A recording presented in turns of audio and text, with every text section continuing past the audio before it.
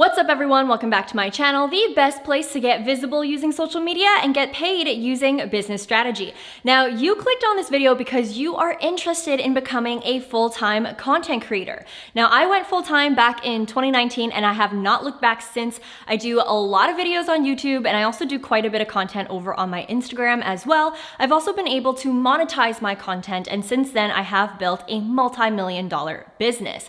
However, if I were to go back in time, there are a few things that I would definitely think twice on and advice that I have for you specifically who's watching this and you're interested in taking that leap of faith of being a full-time content creator. So if you want to learn my words of wisdom that I want to pass on to you before you take that jump, then keep watching.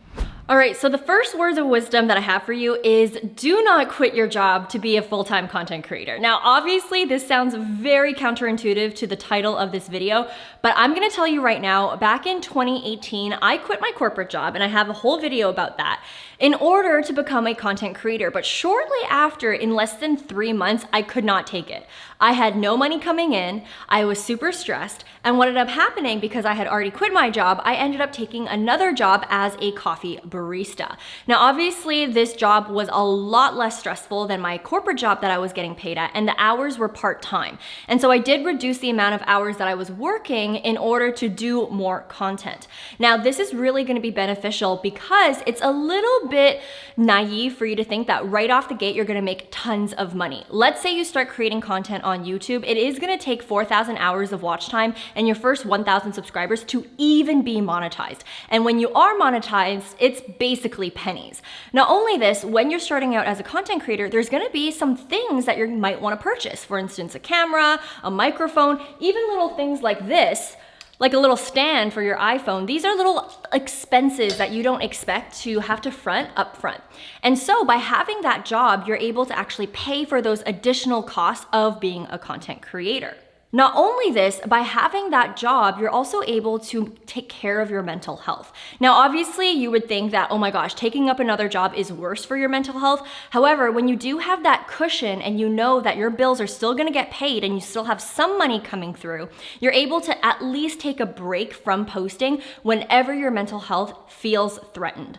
And the reason why I say this is there's a lot of stress when it comes to being a full-time content creator. You wanna create a lot of content. You also wanna make money from it, you wanna grow your audience, and especially if you're doing it for the first time, it can be very emotionally, physically, and just energetically taxing. So by having that job on the side, you're able to still have that cushion of security and not stress out too much as you're trying to figure out this content creation game. Now, I know for some of you watching this video, you might be asking yourself, well, how long will it take to actually be monetized? Well, with YouTube, you have to have 1,000 subscribers and 4,000 hours of watch time. If you're trying to create content on Instagram, any other platform that doesn't necessarily have a monetization strategy for content creators, then it might be even longer and it might be even more abstract in terms of when you get paid. Because at the end of the day, it's not just about getting paid for the content, it's getting paid for the brand that you've developed and the audience that ends up trusting you enough to want to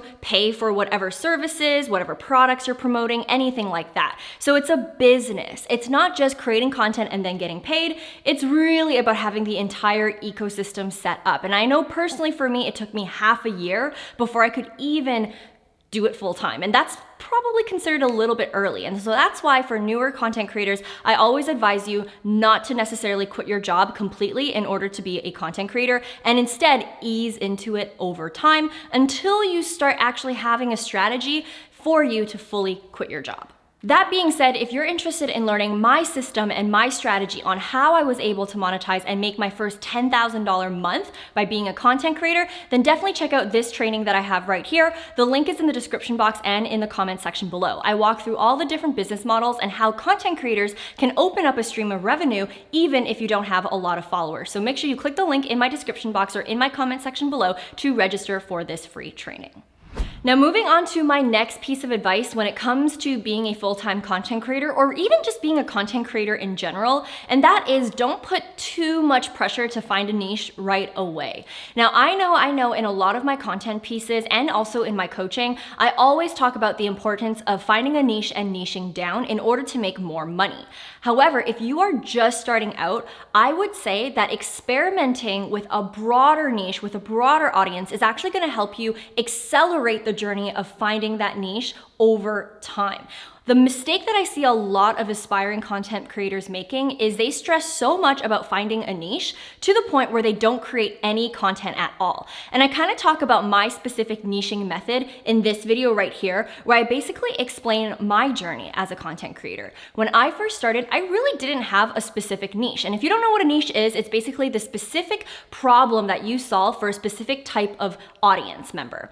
Now, for me, I started with an ideal client avatar instead, or a target audience avatar to be even more broad. I more so thought about millennials. I didn't think about if I was going to be a finance account. I didn't think if I was going to be a social media account. I didn't think if I was going to be a beauty account. Instead, I worked backwards and I asked myself, okay, if I want to attract millennials in this age range, let me write down all the things that they're interested in. That could be finance, this could be career, this could be health, this could be social media. And as you can see earlier on in my content, you can see I did a lot of those different topics. And through posting those videos, I saw which videos did well and I saw which videos didn't do well. And what ended up happening is I noticed that my videos about social media ended up picking up, and that was the breadcrumb that I followed in order to niche down. I realized, okay, this is my secret sauce. This is what I'm good at. This is what people want from me. So then I'm going to create more videos about Instagram, YouTube, social media, and all the likes of that. And that ended up building my entire career. But if I just focused on my niche first and I let that be an excuse to not even post any content or not even experiment at all, I probably wouldn't be where I'm at today. And so that's why instead of hyper focusing on finding a niche, think about the target audience that you want to attract first and then go from there. Collect a few data points, see how many views, see what types of people you're attracting, and then niche down from the data that you collect. Now, I realized I forgot to add this one disclaimer, and that is when it comes to niching down is still very important, and if anything, essential if you start looking into monetization strategies and monetization paths. And the reason why is because, number one, especially if you have a smaller audience, niching down is actually going to help you stand out more because now you have a very specific solution to someone's very specific problem. Your content addresses that, whether that's free content or paid content.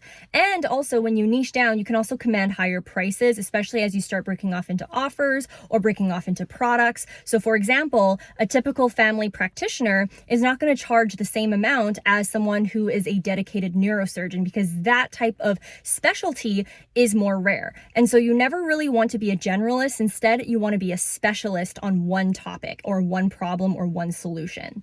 However, the reason why I'm giving you this tip is because I see a lot of content creators prematurely stall themselves because they are over analyzing their niche. So if you are in that position right now where you are just starting out, then I advise you to follow my strategy of focusing on the target audience first as the process to finding your niche. But if you are someone who already has a niche, it's well defined and it's pretty specific, then I would keep it at that, or maybe even niche down further and then really think about monetization strategies. And again, I mentioned the free training that I have and everything like that, but this is just a disclaimer that I have for you guys.